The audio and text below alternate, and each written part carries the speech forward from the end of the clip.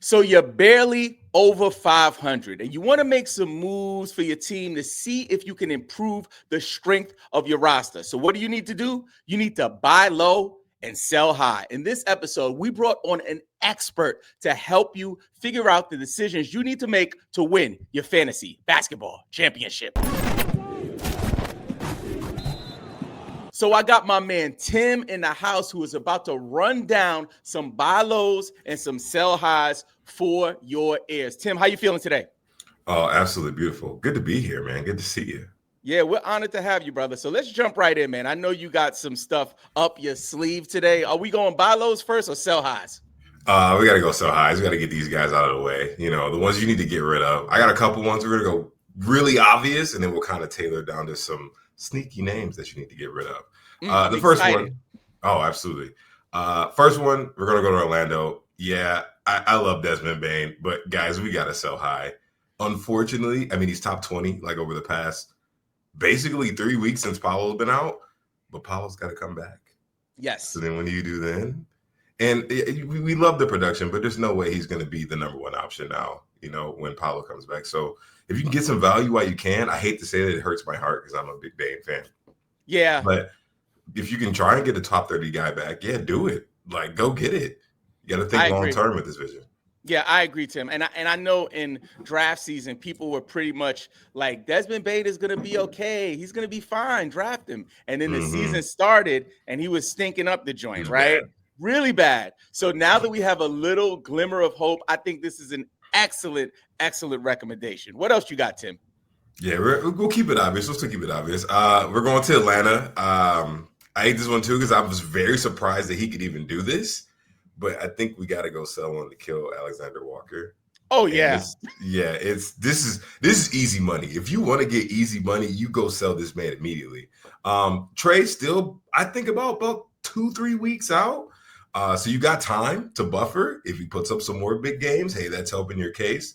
But he's not taking Trey's place. Like, we know this. So yep, go get it while you can. I would even say that Nickeil Alexander-Walker might be a nice throw-in piece that maybe you throw into a deal with a more, you know, a bigger name, you know what I'm saying? And maybe his current stats can kind of be the sweetener in the deal to kind of get somebody back. Because I don't know how many like realistic 1-for-1s you'll get for him just because of his name value, right? Unless somebody mistakenly thought he was Shai Gilgeous-Alexander. Other than that, like, I don't think you would get a solid 1-for-1, but he might be a nice addition to a more complex deal.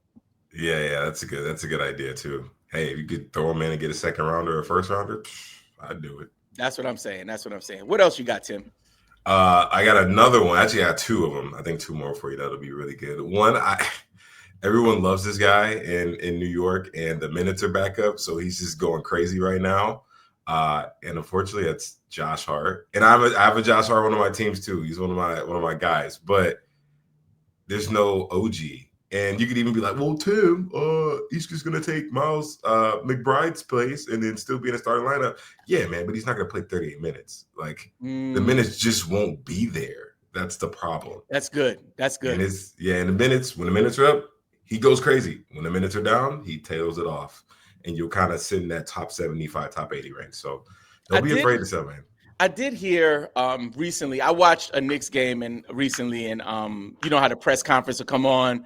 And you know, I was listening to Mike Brown, and he was kind of raising his hand saying that, you know, he didn't properly know how to utilize Josh Hart at first. And he said Josh Hart was a really good sport about it, a professional, even though he was coming off the bench, his minutes were low, but he said that he's now figured out how to use him.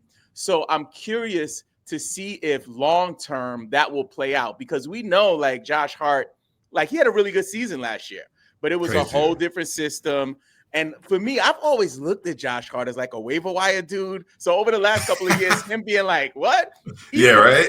Remember the pre-rankings, where he was in pre-rankings? I was like, what's happening? Absurd.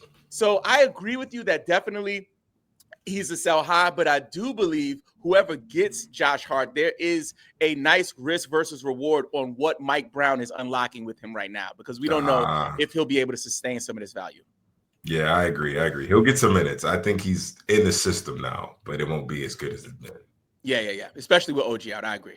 Love that. What's next, Tim? Last one for sell highs. I don't know, man. Everyone loves Norm Powell and in Miami, and he just had two good shooting nights. I think the sell high is back on because Yeah. Tyler Hero is there. The team's supposed Mm-hmm. to be, and they're like, "Oh, he's balling." Yeah, man, I'm keeping this. No, guys, let's be smart. Go get some value while you still can, because as soon as it starts, you got to think about it. Like Tyler Hero's still getting his footing. He's only 4 games in. What happens when Tyler Hero's 15 games in, and then he's really rolling? And we saw like similar with like Kello Ware, which sucks, man, because I love Kello Ware. But dude's back on the bench playing 16 minutes. Like there's a hierarchy, man. You always got to think about that. So if you get some value from Norm Powell, I'd do it. Yep. And I think for Norm, for what people invested, right? The draft capital that you Yeah. paid for Norman Powell, you're getting tons of value. I do Yes. believe a sell high on him right now, you're gonna be trading him for pennies because the narrative has been right, Tim, throughout the beginning of the season. Oh, when Hero's back, like he won't be able to Yeah. maintain That's it. really. So there might be some finagling or some like convincing when you communicate with your league mate about the deal, about the current performance, and then also, even maybe a potential Tyler Hero might go down again. I don't know how you word it, but I don't think people are going to pay top dollar for him. So if you're going to make No, a yeah. deal for Norman Powell, you got to be okay with like, all right, I'm not going to get like top shelf value, but I might be able to get long-term success with it. So I'm curious to see. I think he might still be a productive piece with Hero there, but he's not going to do what he did at the beginning of the season. Absolutely. Maybe like how you said with Nickel Alexander Walker, you throw him in with That could be something. a good one. Like Yeah. package those two guys in to get like a second, third round type guy. If somebody bites on it, like maybe one of your buy lows, we could like put them in as the piece that and throw those two players over for them. Yeah. Absolutely agree. And we could take it to Bilo just like So that. speaking of buy Yeah, lows, speaking about that, well, since you said it, this one is honestly the perfect setup. This could not have happened any better if you wanted to buy low on this guy. Devin Booker is like a super buy low right now because he was struggling so bad with his shooting, especially from deep. He was shooting in like the 20s, low 30s. That is not Devin Booker. We know that by now. But then he just got hurt. he's banged up. Yeah, he just Last got his night, groin right? injured. Yep, Yep. literally just last night. And the thing is, there's two ways you can look at it. You'd be like, well, Tim, they played Friday. He's got some time to heal up. He got rolled out immediately. As soon as he went back, they were like, yeah, no, he's done. And he And you came would back think, in street clothes. yeah, he came back, yeah, he I was he like, was. I'm going out to I'm going out to dinner or something. No. He's done. So that's the thing. So if he's out for a period of time, you already got managers that are frustrated. You go like feed on this immediately and you go grab him. I think that is the perfect buy low right now. It just set up perfectly for I don't know how, it just happened. So if you can get him, I don't know, maybe for like a top 40, 50 guy, yeah, I go grab Devin Booker.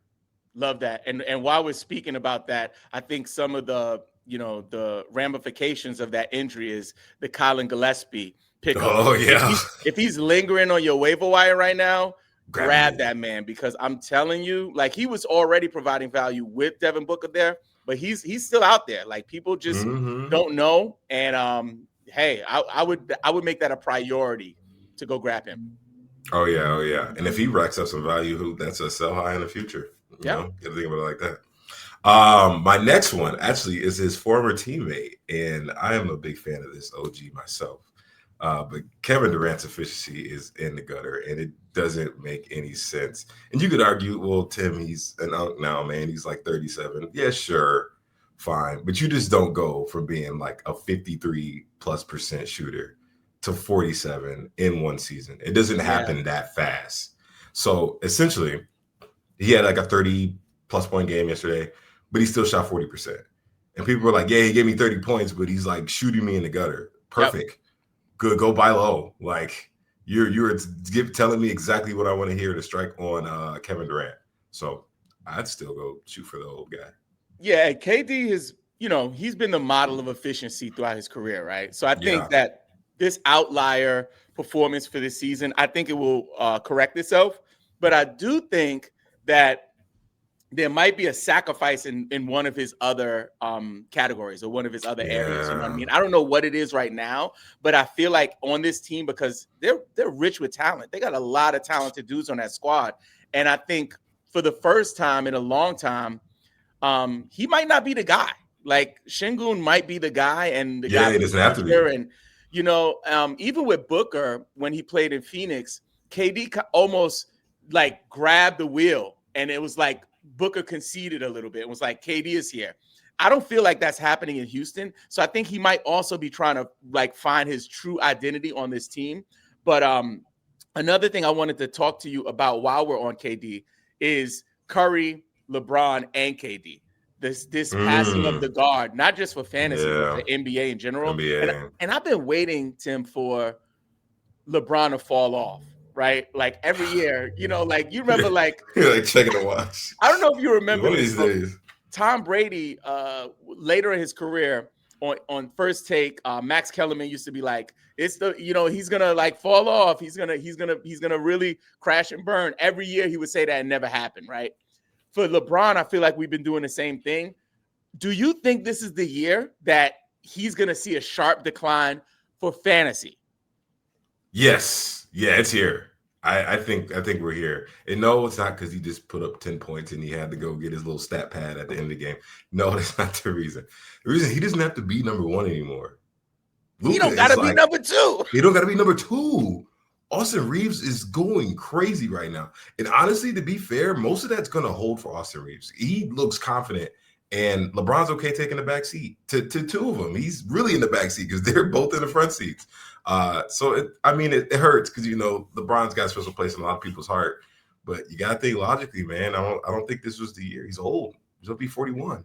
And do you think it's the same for Curry and KD that like obviously they're never going to be top 10 or top 15 again, right? I don't think so. I think that ship has sailed.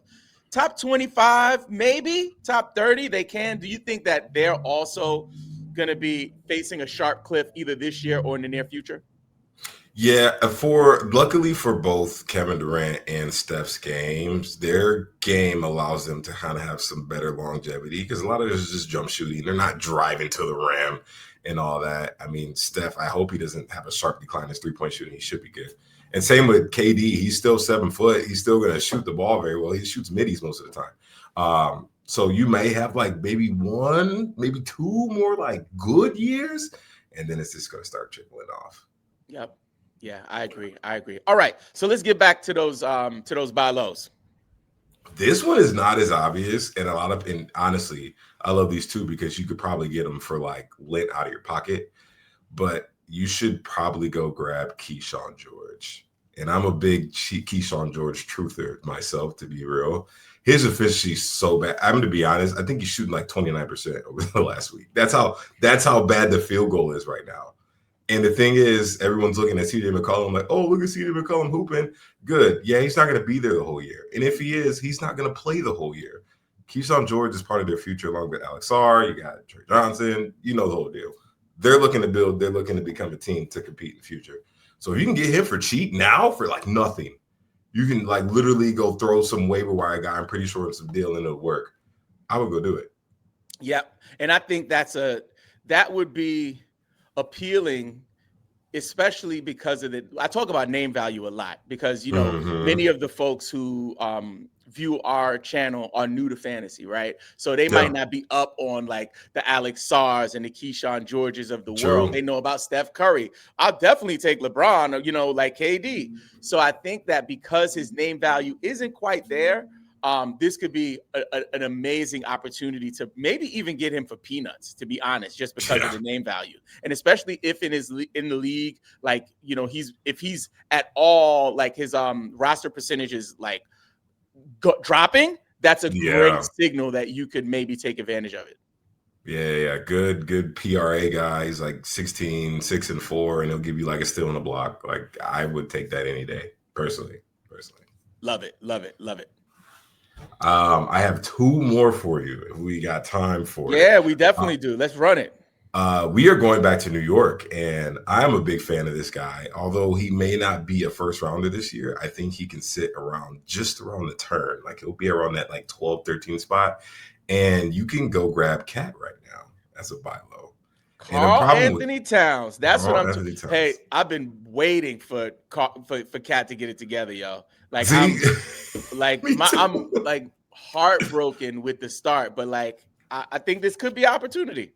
Oh, absolutely. The biggest thing is like his efficiency is not there. And I get it. He's not always playing centers. Although, if you've been watching the Knicks games, they're not starting Mitchell Robinson anymore. I Guess noticed who's the that. center?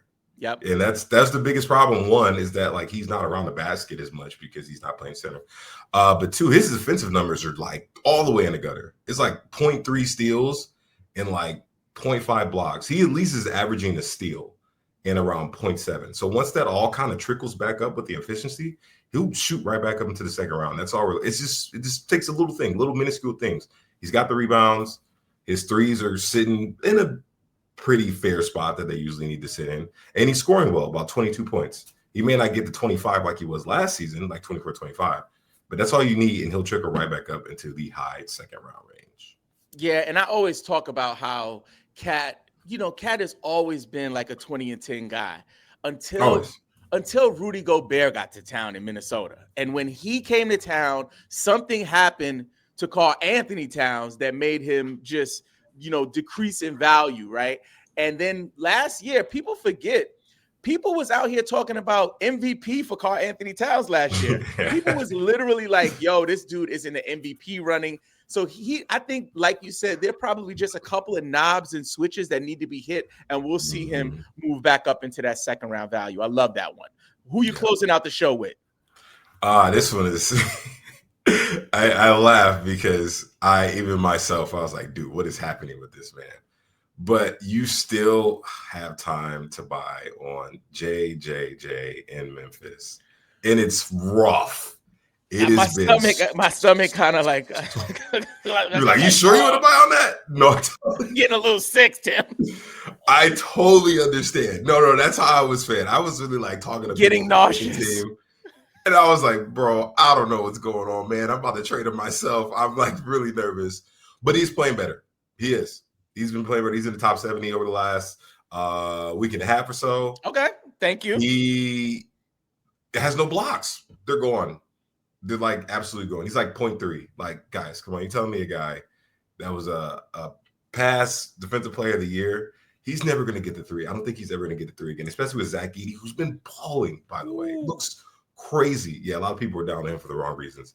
But you're telling me like he can't get to 1.5, 1.2 maybe minimum. I think that's about minimum for him. So I think once that shoot up, because the efficiency's back up, he's scoring again. He's never a good rebounder. The threes are back up. He was averaging close to almost three 3-pointers a game, which is actually really good for him. That should at least push him into like the top 50, 40 range. And I think that's where he sits this year. You're not going to get that top 12 player like we had that one random year, but you'll get better value than what you are getting. I love that, Tim, because I was so I know, like man. I didn't even want to look at him. Like I got him on a dynasty team. I don't even want to look at him. I'm like, go in the corner, stay over there. No dinner for you. Like I'm not even looking at his rankings. So I'm glad that you pointed out his recent production, because I'm gonna go take a look at that and maybe even consider him as a buy low in some of my other leagues. Tim, we appreciate you, man. I want to take some time to talk about what you're working on. Share what you're working on and where people can find you. Absolutely. So I write for the Sports Ethos team. I love those guys. And we have the podcast Box Score Breakdown Monday through Friday with me and the homie William S. Bill on Twitter. You can go and follow me. I'm BlackLinks1 on Twitter. If you guys want to check out quick recaps of the games Monday through Friday night, have some fun, have some good laughs, please check us out on Apple, Spotify, and YouTube. Now that you know buy lows and sell highs, check out this episode with our rankings.